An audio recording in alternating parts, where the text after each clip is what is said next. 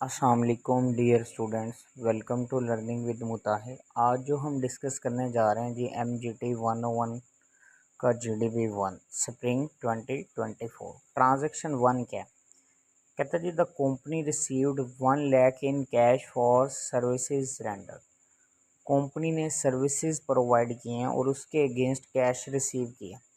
जब कंपनी ने services provide की हैं उसके अगेंस्ट कैश रिसीव किया है तो कैश वाला एसेट इंक्रीज हुआ है। कैश एसेट है ना, तो एसेट इंक्रीज होता है तो क्या होता है, डेबिट होता है। तो सर्विसेज रेंडर्ड जो प्रोवाइड करके सर्विसेज के अगेंस्ट जो कैश रिसीव किया वो आपकी इनकम है। तो जब आपकी इनकम इंक्रीज होगी तो आपका क्या इंक्रीज होगा, आपका ऑब्वियसली आपका नेट प्रॉफिट इंक्रीज होगा। नेट प्रॉफिट कहाँ पे जाके ऐड होना है, नेट प्रॉफिट आपकी बैलेंस शीट में इक्विटी में जाएगा, तो इससे आपकी इक्विटी भी इंक्रीज होगी। तो इसका मतलब जो पहली ट्रांजैक्शन है इससे आपका नीचे क्वेश्चन की रिक्वायरमेंट में लिखा हुआ है ना, what will be the effect of transaction 1 on equity presented in the balance sheet. Equity को कहाँ पे प्रेजेंट किया जाता है जी, बैलेंस शीट में। अब ये बताएं कि उससे इंक्रीज हुई है या डिक्रीज हुई है या कोई इफेक्ट नहीं हुआ।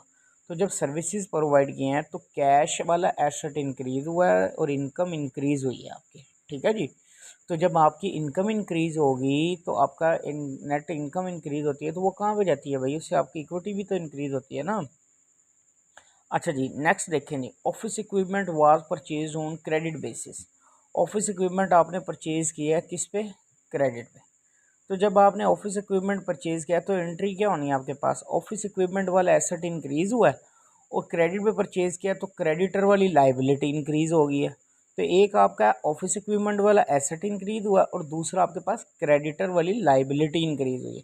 वो कहता है what will be the effect of transaction on gross profit. Gross profit के ऊपर क्या इफेक्ट हुआ, तो अभी ग्रॉस प्रॉफिट के ऊपर इसका कोई इफेक्ट नहीं होना। क्यों नहीं होना, क्योंकि ऑफिस इक्विपमेंट एसेट है, क्रेडिट पे परचेज किया है तो क्रेडिटर वाली लाइबिलिटी इंक्रीज हो रही है। एक आपका एसेट इंक्रीज हो रहा है, दूसरा आपकी लाइबिलिटी इंक्रीज हो रही है। अच्छा, इस सब्जेक्ट में किसी बच्चे को कोई प्रॉब्लम है ना, नहीं समझ आ रही, तो मेरे व्हाट्सएप वाले नंबर पे कांटेक्ट करे तो उसको क्लासेस भी मिल जाएंगी। मिड टर्म की भी प्रिपरेशंस होंगी, फाइनल टर्म्स की भी प्रिपरेशंस होंगी, ठीक है। फिर इसके अलावा आपका कोई भी सब्जेक्ट्स है, MGT का है, फिन का है या MGMT का है या कोई और भी सब्जेक्ट है, ACC 501 है, स्टैट का कोई सब्जेक्ट है, उनके किसी बच्चे को असाइनमेंट्स या GDP या क्विज में प्रॉब्लम है तो मेरे व्हाट्सएप वाले नंबर पे कांटेक्ट कर ले।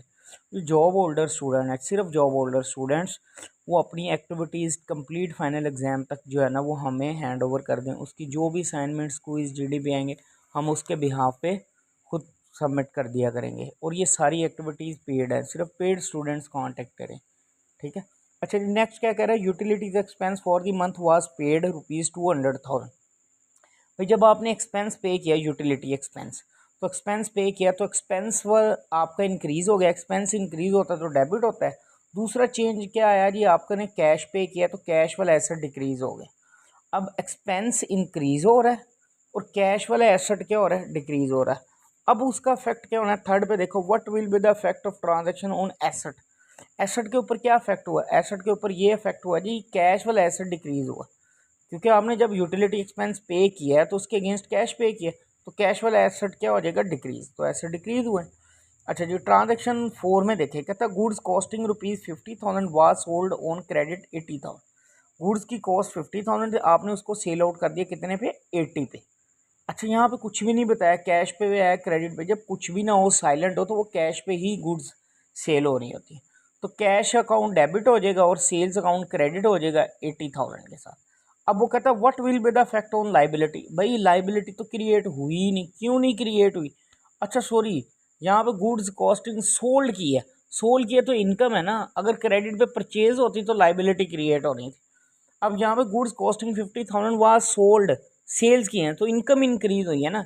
एक तो आपने अगर क्रेडिट पे ही सेल्स होती हैं, हाँ क्रेडिट पे सेल्स की हैं, तो क्रेडिट पे सेल्स की हैं तो आपका डेटर आ जाएगा, तो डेटर वाला एसेट इंक्रीज हुआ और सेल्स इनकम आपकी इंक्रीज हुई। तो डेटर एसेट है, लाइबिलिटी तो नहीं है। सेल्स आपकी क्या, इनकम है, तो इनकम लाइबिलिटी नहीं है। तो इसलिए इस ट्रांजैक्शन के अंदर आपकी लाइबिलिटी के ऊपर कोई इफेक्ट नहीं है। इस GDP का सोल्यूशन किसी बच्चे को चाहिए तो मेरे व्हाट्सएप वाले नंबर पे कांटेक्ट कर ले। इसके अलावा किसी भी बच्चे को इस सब्जेक्ट की क्लासेस लेनी है, मिड टर्म की प्रिपरेशन क्रैश प्रोग्राम में हम कंप्लीट करवा देंगे। फिर इसके अलावा किसी बच्चे को मिड टर्म या फाइनल टर्म्स की फ़ाइल चाहिए तो वो मेरे व्हाट्सअप वाले नंबर पे कांटेक्ट कर ले। चैनल के साथ जुड़े रहिए। इंशाल्लाह नेक्स्ट वीडियो में मिलते हैं। अल्लाह हाफिज़।